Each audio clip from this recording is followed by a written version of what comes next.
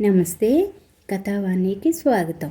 పెబ్బిలి హైమావతి గారు రచించిన మనుషులు మమతలు అనే చక్కని నవలను ధారావాహికంగా వింటున్నాం కదండి. ఈరోజు 13వ భాగం వినేద్దామా? మీనా, ఏం చేస్తున్నావమ్మా అంటూ పక్క బాటలోకి వెళ్ళారు జగన్నాథం గారు. రా అన్నయ్య, పిల్లలందరూ వెళ్ళిపోయారా అని అడిగింది మీనాక్షి. కృష్ణ కూతురు విద్య తప్ప అంతా రాత్రే వెళ్ళిపోయారమ్మా. విద్యను ఇప్పుడే బస్సు ఎక్కించి వచ్చాడు దివాకర్. నిన్ను మనోజ్ఞను తీసుకురమ్మని కృష్ణ చెప్పాడట. వాడికి నిన్ను చూడాలని చాలా ఆరాటంగా ఉందంటమ్మా.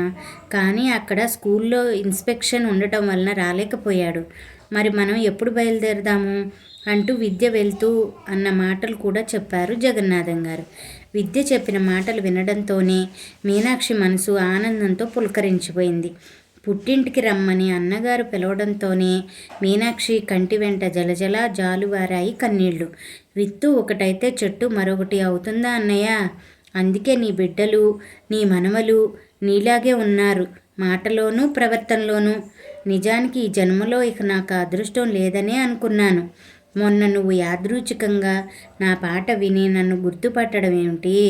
దీనికి పిల్లలంతా ఆమోదించి నన్ను ఆదరించడం ఏమిటి?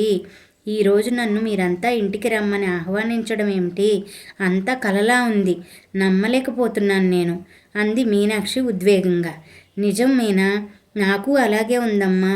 మీ పాత ఇంటి ఓనరు తన ఇంటిని డెవలప్మెంట్కి ఇచ్చి మనకి మహోపకారం చేశాడు. ముందు మనమందరం అతడికి థ్యాంక్స్ చెప్పాలి.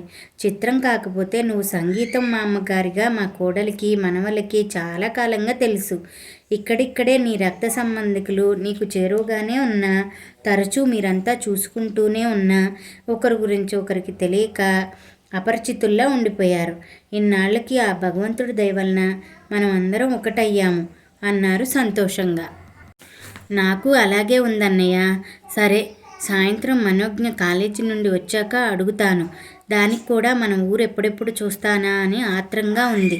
శని ఆదివారాలు కాలేజీకి సెలవే కదా, బహుశా అప్పుడు వెళ్దామంటుందేమోలే అంది మీనాక్షి. అలాగే చెయ్యమ్మా అన్నారు జగన్నాథం గారు సంతృప్తిగా తలాడిస్తూ. మనోజ్ఞ కాలేజీ నుండి వచ్చాక జగన్నాథం గారు తమను చూడవరం రమ్మన్నారనే సంగతి చెప్పింది మీనాక్షి. ఆ మాట వింటూనే ఎగిరి గంతేసినంత పనిచేసింది మనోజ్ఞ. శనివారం దాకా ఎందుకు నానమ్మా? మనం ఎల్లుండి బుధవారం ఉదయమే వెళ్ళిపోదాం. నేను 3 రోజులకి కాలేజీకి సెలవు పెట్టేస్తాను. శని ఆదివారాలతో కలిసి చక్కగా 5 రోజులు అక్కడ ఉండవచ్చు అంది ఎంతో ఉత్సాహంగా. సరే అయితే తాతగారితోనూ వసుధ ఆంటీతోనూ వెళ్ళి చెప్పిరా ఈ సంగతి అంది మీనాక్షి. సరే నానమ్మా అంటూ వసుధ దగ్గరకు వెళ్ళింది మనోజ్ఞ. ఎగసిపడే ఉత్సాహంతో తాము చూడవరం వస్తున్నామని చెప్తున్న మనోజ్ఞ ముఖంలో మెరుపులు చూసి మురిపెంగా నవ్వింది వసుధ. అనుకున్నట్లే బుధవారం ఉదయం ముగ్గురు చూడవరం బయలుదేరారు. అన్నపూర్ణ వాళ్ళను ఎంతో సాదరంగా ఆహ్వానించింది. ఆ ఇంట్లోకి అడుగు పెట్టగానే మీనాక్షి శరీరంలోనే అణువణువు ఆనందంతో నిండిపోయింది. చిన్నపిల్లలా సంబరపడుతున్న నానమ్మని చూసి నవ్వింది మనోజ్ఞ. వాళ్ళు వచ్చిన 5 నిమిషాలకు కృష్ణమూర్తి స్కూల్ నుండి వచ్చాడు. 50 ఏళ్ల నాడు తాను ఆ ఇల్లు వదిలి వెళుతున్నప్పుడు కృష్ణమూర్తి 6 ఏళ్ల పిల్లవాడు. ఇప్పుడు అక్కడక్కడ జుట్టు నెరిసి వార్ధక్యానికి దగ్గర పడుతున్నట్లుగా కనిపిస్తున్న మేనల్లుడి వైపు ఆత్మీయంగా చూస్తూ, ఎంత పెద్దవాడు అయ్యావురా కృష్ణ అంటూ దగ్గరకు తీసుకుంది మీనాక్షి. మనోజ్ఞని స్నేహపూర్వకంగా ఆహ్వానించింది విద్య. వాళ్ళిద్దరూ ఒకే వాళ్ళు కావడంతో తొందరగానే స్నేహం కుదిరిపోయింది ఇద్దరికి. సాహతి పుట్టినరోజు నాడు మేమందరము కలిశాము. నువ్వే మిస్ అయిపోయావు మనోజ్ఞ అంది విద్య ఆత్మీయంగా ఆమె వంక చూస్తూ. నేను అదే ఫీల్ అయ్యాను విద్య. కానీ నా బెస్ట్ ఫ్రెండ్ వైదేహికి నేను ముందే మాటిచ్చాను, తన ఎంగేజ్మెంట్ నాడు నేనే స్వయంగా అలంకరిస్తానని. అందుకే వెళ్ళక తప్పలేదు అంది మనోజ్ఞ నొచ్చుకుంటున్నట్లుగా. పోన్లే, ఇప్పుడేమయ్యింది? మనం మళ్ళీ కలుసుకుంటూనే ఉంటాం కదా. అలాంటి అకేషన్స్ మళ్ళీ రావు కదా. నువ్వు అక్కడికి వెళ్ళడమే కరెక్ట్ అంది విద్య సర్ది చెప్తున్నట్లుగా. నాకు చాలా ఆశ్చర్యంగా ఉంది విద్య. నేను ఆ రోజు రానందుకు నిష్ఠూరాలు వేయకుండా ఎంత చక్కగా సమర్థిస్తున్నావు నన్ను. అసలు ఈ ఇంట్లో వారికి ఎవరికి నెగిటివ్ థాట్స్ రావా? వసుధ ఆంటీ దగ్గర నుండి అందరూ చాలా పాజిటివ్గా మాట్లాడతారు. మా ఫ్రెండ్స్ అందరూ ఎప్పుడూ చెప్తూ ఉంటారు, ఉమ్మడి కుటుంబాల్లో తరచూ అందరూ కనిపించని కత్తులు నూరుతూ ఈటెల్లాగా మాటలతో గాయపరుచుకుంటారని. కానీ ఇక్కడ అందరూ ఒక్క మాట మీద ఉంటున్నట్లున్నారు. నిజంగా ఇది చాలా వండర్గా ఉంది నాకు అంది మనోజ్ఞ. ఎందుకుండో మనోజ్ఞ, అందరిలలో ఎన్నో కొన్ని ఉంటూనే ఉంటాయి. కానీ మా తాతయ్య నానమ్మ ఉగ్గుపాలతో ఎలా ఉంటే బాగుంటుందో, ఎలా ఉండకూడదో చెప్తూ మంచిని మానవత్వాన్ని నూరిపోశారు. అందుకే మా తల్లిదండ్రులు వేరెవరైనా మా 11 మంది పిల్లలము ఎప్పుడూ ఒక తాటి మీద నడుస్తాము. అయితే నీతో కలిపి ఇప్పటి నుండి 12 మంది పిల్లలమయ్యాము అంటూ నవ్వింది విద్య. ఓ థ్యాంక్ యూ, నన్ను మీ అందరితో కలుపుకున్నందుకు చాలా సంతోషంగా ఉంది. I am very lucky. I have no express my happiness అంది మనోజ్ఞ ఉద్వేగంగా.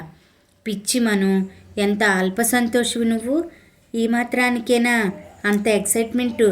నీకు కాదు, నువ్వు మాలో ఒకరివైనందుకు మా అందరికీ కూడా చాలా సంతోషంగా ఉంది తెలుసా అంది విద్య చిరునవ్వుతో మనోజ్ఞ వంక చూస్తూ. విద్య, ఊరు చూస్తే చాలా చిన్నదిలా ఉంది. నీ చదువు ఎలా సాగింది ఇక్కడ? కాలేజీ అది ఉన్నట్లు లేదు అంది మనోజ్ఞ. ఇంటర్ వరకు ఇక్కడే చదివాను. డిగ్రీ అనకాపల్లికి ఇక్కడికి అప్ అండ్ డౌన్ చేస్తూ చదివాను. ఎంఏ మాత్రం దివాకరం బాబాయ్ గారి ఇంట్లో ఉండి చదువుకున్నాను. నేనే కాదు, నాన్నగారు, బాబాయ్లు, అన్నయ్య అందరం అలాగే చదువుకున్నాం. మరి నువ్వు అడిగింది విద్య. నేను పుట్టి పెరిగిందంతా విశాఖలోనే, చదువు కూడా అంతా అక్కడే అంది మనోజ్ఞ. నేను ఎంఏ చదువుతున్నప్పుడు అప్పుడప్పుడు మా అమ్మగారి గురించి వినేదాన్ని. సంగీతం బాగా చెప్తారని వీధిలో పిల్లలందరూ అనేవారు. అది విన్నాక నాకు కూడా నేర్చుకోవాలనిపించింది. కానీ టైమింగ్ సరిగ్గా కుదరలేదు. నాకు సంగీతం అంటే చాలా ఇష్టం అంది విద్య. అంత ఇష్టమైతే ఇప్పుడు ఖాళీగానే ఉన్నావు కదా, విశాఖపట్నం వచ్చి నేర్చుకో. నానమ్మ చక్కగా నేర్పిస్తుంది నీకు అంది మనోజ్ఞ. ఈ వయసులో ఏం నేర్చుకుంటానులే మను అంది విద్య నీరసంగా.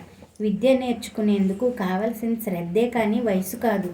ఈసారి మాతో పాటు నువ్వు కూడా విశాఖపట్నం వస్తున్నావు, సంగీతం నేర్చుకుంటున్నావు అంది మనోజ్ఞ కమాండింగ్గా. సరే చూద్దాం, నా సంగతి వదిలే. నువ్వెంతవరకు నేర్చుకున్నావు అని అడిగింది విద్య. ఏదో కృతుల వరకు నేర్చుకున్నాను, కానీ నానమ్మల కచేరీలు అవి చేయలేను అంటూ నవ్వింది మనోజ్ఞ.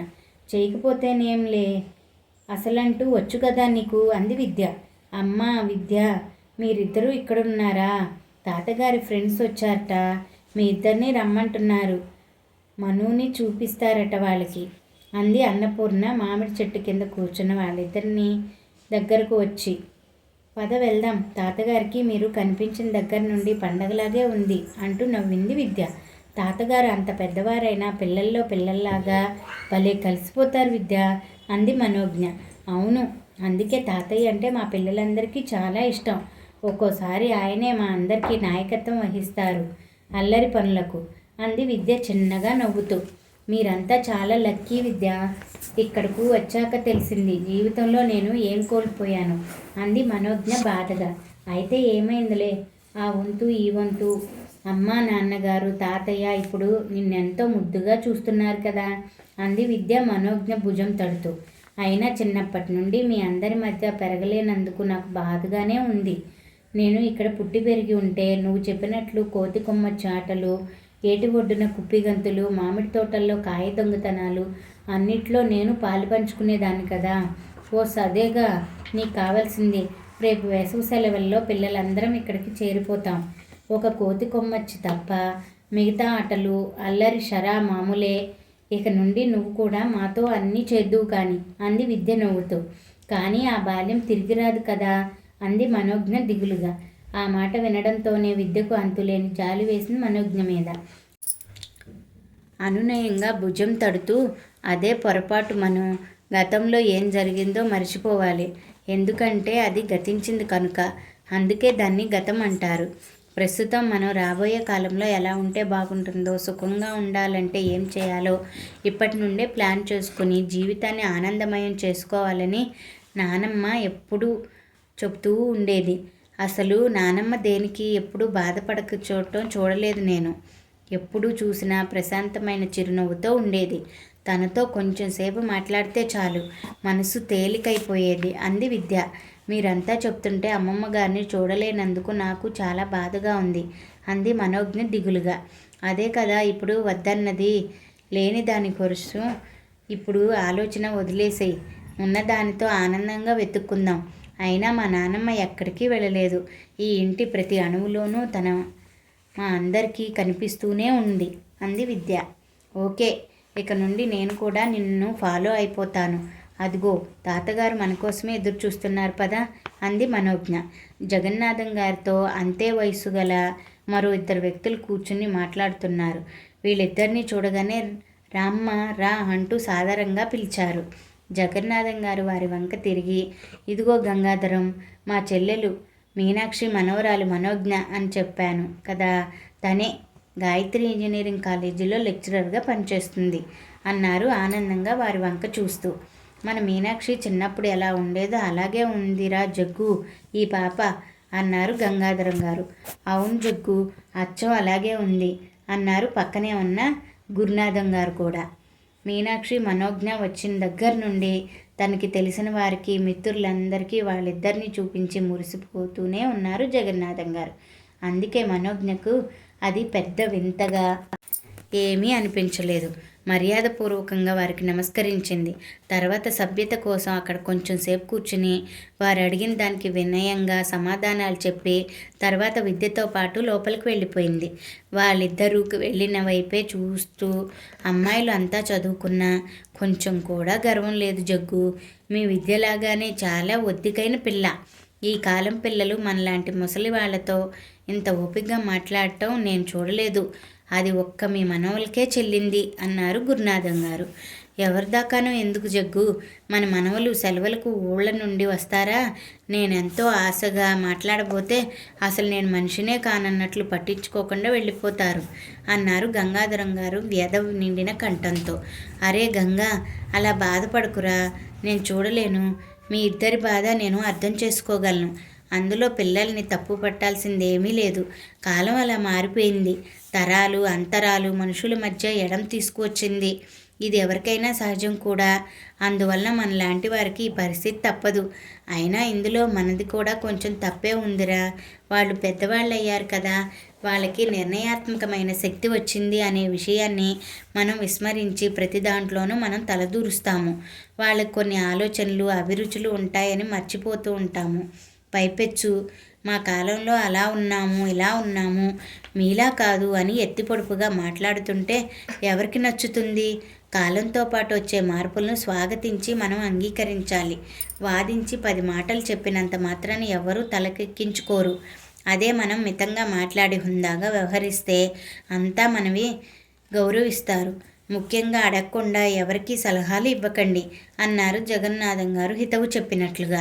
నేను అలాగే అనుకుంటున్నారా జగ్గు, కానీ కళ్ళెదుట ఏదైనా పాడైపోతుంటే చూస్తూ ఊరుకోలేను అన్నారు గురునాథం గారు. అదే తప్పు. వాళ్ళేం చిన్నపిల్లలు కాదు పాడు చేసుకునేందుకు. ఒకసారి దెబ్బతింటేనే కదా తప్పొప్పులు తెలిసేది. అలా ఎవరికి వారు జీవితంలో పాఠాలు నేర్చుకోవాలి. అలా నేర్చుకునే అవకాశం మనమే ఇవ్వాలి. మనమంతా ఆ స్టేజ్ దాటి వచ్చిన వాళ్ళమే. అప్పుడు మనం ఏం చేశామో మనకు గుర్తుండదు, కానీ మనం కూడా ఖచ్చితంగా మన పెద్దల్ని విసుక్కునే ఉంటాము అంటూ విషయాన్ని తేలికపరుస్తూ మిత్రుల మనసులోని బాధను మాయం చేశారు జగన్నాథం గారు. ఏంటో పూర్ణ, నేను వచ్చిన దగ్గర నుండి చూస్తున్నాను. అన్నయ్యకు బాగా చాదస్తం పెరిగిపోయిందనుకో. ఊళ్ళో వాళ్ళందరికీ నన్ను మనోజ్ఞను పరిచయం చేసి తెగ మురిసిపోతున్నాడు అన్నయ్య. వాళ్ళు మన ముందు ఓహో అన్నా మన వెనుక మన గురించి చెప్పుకొని నవ్వుకోరా అంది మీనాక్షి సంశయంగా. అలా అనుకోవద్దు అత్త. వాళ్ళు నాన్నగారి ఆప్తమిత్రులు. కష్టమైన సుఖమైన కలిసి పంచుకుంటారు. ఊళ్ళో వాళ్ళంతా వాళ్ళ ముగ్గురిని త్రిమూర్తులు అంటారు. తాతగారి మాట జవదాటలేక నాన్నగారు నిన్ను కలిసే ప్రయత్నం చేయలేదట. కానీ వీళ్ళ దగ్గర మాత్రం నీ గురించి చెప్పి చాలా బాధపడేవారట. అందుకే ఈ వార్త తెలిసాక నాన్నగారితో పాటు వాళ్ళు ఆనందపడ్డారు అన్నాడు అప్పుడే అటుగా వచ్చిన కృష్ణమూర్తి. నాకు ఇప్పటికీ ఆశ్చర్యంగానే ఉందండి. పిన్నిగారంటే మామయ్య గారికి చాలా ప్రేమ కదా. మరెప్పుడూ మాట మాత్రమైనా మనతో అనలేదు. పోనీ మీ తాతగారి భయానికి అప్పుడు తలుచుకోలేదు. ఆయన పోయాకైనా పిన్నిగారి గురించి ఆరా తీస్తే బాగుండేది కదా అంది అన్నపూర్ణ. నాన్నగారు ఆలోచించారో లేదో మనకేం తెలుసు. మొన్న గురునాథం గారు చెప్పే వరకు ఆయన లోపల ఎంత మదన పడ్డారో తెలియదు ఎవ్వరికీ. తాతగారి మాటను శాసనంగా తీసుకున్నారు కనుకే ఆయన ఉన్నా లేకపోయినా ఇంట్లో అత్త ప్రసక్తి ఎప్పుడూ తేలేదు. కానీ మనసులో నుండి మాత్రం అత్త స్మృతులను చెరిపిలేకపోయారు. అందుకే అంత ప్రేమ ఆయన మనసులోనే నిర్లిక్షపై ఉంది కనుకే జీవితం చివరి దశలో ఉండడం వలన అత్త మీద మమకారాన్ని చంపుకోలేకపోయారు. అత్త గొంతు 50 సంవత్సరాల తర్వాత విన్నా కూడా గుర్తుపట్టగలిగారు అన్నాడు కృష్ణమూర్తి వివరణ ఇస్తున్నట్లుగా. నిజమే కృష్ణ, ఆ రోజు అన్నయ్య తీరు చూడవలసింది కానీ వర్ణించలేను. చిన్నపిల్లాళ్ళ మారిపోయారు. ఆ ముఖంలో ఎంత బాధ, మరెంత ఆనందం. కళ్ళ వెంట ఆనంద బాష్పాలు కారుస్తూ ఉండగా నన్ను దగ్గరికి తీసుకున్నాడు. చెప్పొద్దు, నాకు కూడా అదే ఆనందం సముద్ర కెరటంలో ఉప్పొంగింది. ఎప్పుడూ ఊహించనైనా ఊహించలేదు ఇలా మీ అందరినీ చూస్తానని, తిరిగి మా ఇంటికి రాగలుగుతానని అంది మీనాక్షి చెక్కిళ్ళ మీదుగా అశ్రువులు జాలవారుతుండగా. బాధపడకండి పిన్నిగారు, అంతా శుభంగానే జరిగింది కదా, ఇంకా కన్నీళ్ళు ఎందుకు అంది అన్నపూర్ణ అనునయంగా. ఇది కన్నీరు కాదమ్మా, ఆనంద బాష్పాలు అంది మీనాక్షి కొంగుతో కళ్ళు అద్దుకుంటూ. అత్త, ఈ ఇంటికి తొలి ఆడపడుచు నువ్వు. జరిగిందేదో జరిగిపోయింది. ఇక ముందు ఎప్పుడు కంటతడి పెట్టవద్దు. దురదృష్టవశాత్తు అమ్మ మనందరికీ దూరం అయిపోయింది. లేకుంటే ఈరోజు నిన్ను చూసి తనెంత సంతోషపడేదనుకున్నావు. రాముడు వంటి కొడుకు, సీత వంటి భార్య లోకంలో ఎక్కడా ఉండదు అంటారు. అలా మా అమ్మ లాంటి అమ్మ లోకంలో ఎక్కడా ఉండదు. కన్నది 4గురునైనా ప్రేమగా పెంచింది 6గురిని. మా 6గురినే కాదు, అందరినీ తన తల్లిలాగే చూసింది. అందుకే అమ్మ పోయిన నాడు ఊరంతా కన్నీరు కార్చింది. ఇప్పుడు అమ్మ లేదు. ఇక నుండి అమ్మవైనా అత్తవైనా మా అందరికీ నువ్వే. మా ఇంటికి పెద్ద దిక్కుగా మా అందరినీ మంచి చెడ్డలు చూడవలసిన బాధ్యత ఇక నుండి నీదే సుమే అంటూ కృష్ణమూర్తి మీనాక్షి 2 చేతులు పట్టుకున్నాడు. వద్దు కృష్ణ, నాలాంటి నష్టజాతకురాలు ఎందలో చేయి పెట్టినా అరిష్టమే. బంగారు తల్లి పూర్ణ ఉందిగా, అన్నీ తనే చూసుకుంటుందిలే అంది మీనాక్షి. అలాంటి మాటలు అనకండి పిన్నిగారు, మా అందరికీ చాలా బాధగా ఉంటుంది. ముఖ్యంగా మామయ్య గారు ఈ మాటలు వింటే చాలా బాధపడతారు. అయినా మాకు మాత్రం మీరు కాక పెద్ద దిక్కు ఎవరున్నారని. ఇక నుండి ఈ ఇంటి మంచి చెడ్డలన్నీ మీరు చూడవలసిందే. చిన్ననాడే తల్లిని పోగొట్టుకున్నాను. ఎన్నాళ్ళు ఆ లోట్లు తెలియకుండా నన్ను అత్తయ్య గారు ఎంతో ప్రేమగా చూసుకున్నారు. ఇప్పుడు ఆమె లేరు. ఆ లోటును భర్తీ చేయడానికి ఆ దేవుడు మిమ్మల్ని ఇక్కడికి పంపాడని అనుకుంటున్నాం మేమంతా అంది అన్నపూర్ణ డగ్గుత్తికతో. ఆ భార్యాభర్తల అభిమానం చూశాక మీనాక్షికి నోట మాట రాలేదు. ఇద్దరి తలల మీద చెయ్యి వేసింది ఆనందంగా. ఇంతటితో 13వ భాగం సమాప్తం అండి. మిగతా నవలను రేపటి భాగంలో తెలుసుకుందామా? Thank you for watching. Please subscribe for more stories.